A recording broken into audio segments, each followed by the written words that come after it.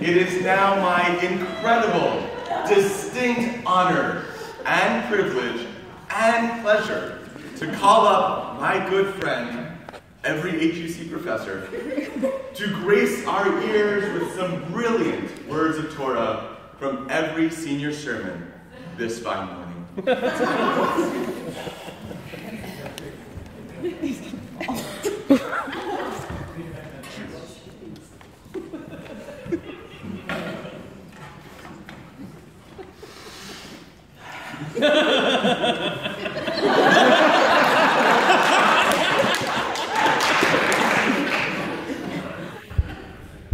I open with a joke.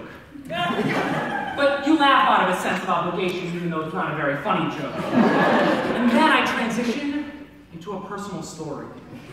The personal story starts off cute and accessible, and then it starts to take a turn. A serious turn. But it ends with a message, an important message. And now, we started the sermon. In this week's Parsha, we learn a valuable lesson, and I'm going to tell you the lesson. It's a valuable lesson. In the time of Torah and in our time today. Here is a line of Torah. Ekra b'ivrit ve'atem tedu she'ani tamid ha'chacham. In the Midrash, it talks about this line of Torah. Says so profoundly. And I will read it in a way that you will know that your mind should be. But don't worry.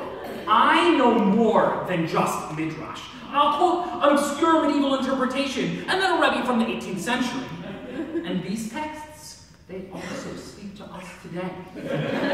But also, feminism. Patriarchy is everywhere, but Baruch Hashem, we have our people's most important commentary. The Torah, a women's commentary. And it really wraps everything up. Feminism. You see, each and every text and each and every parsha speaks to how we can build intentional community. Because community organizing and meaningful one-to-one relationships. And then we can live out our Jewish values. Values, which we will never define, but we know that they are our core values.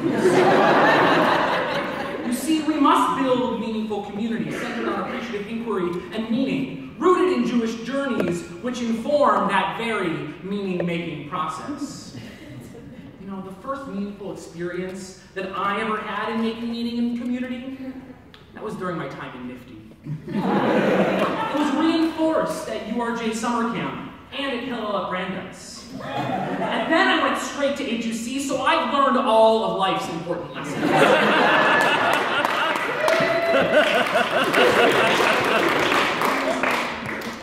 Since then, I've been using my knowledge to make choices through knowledge. And I practice saying soft when I read Kaddish, and I'm really old.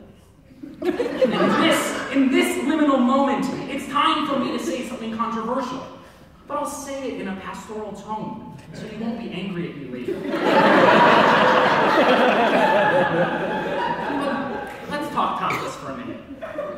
We think we're doing it all right, but really, as our Torah says, adaber od pam be'ivrit.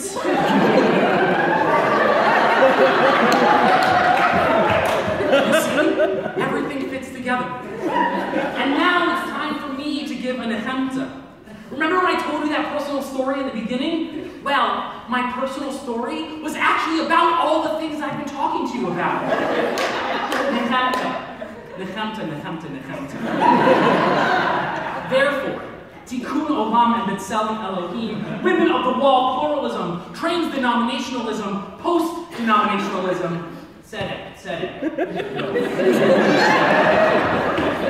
Mi sheberach imotenu.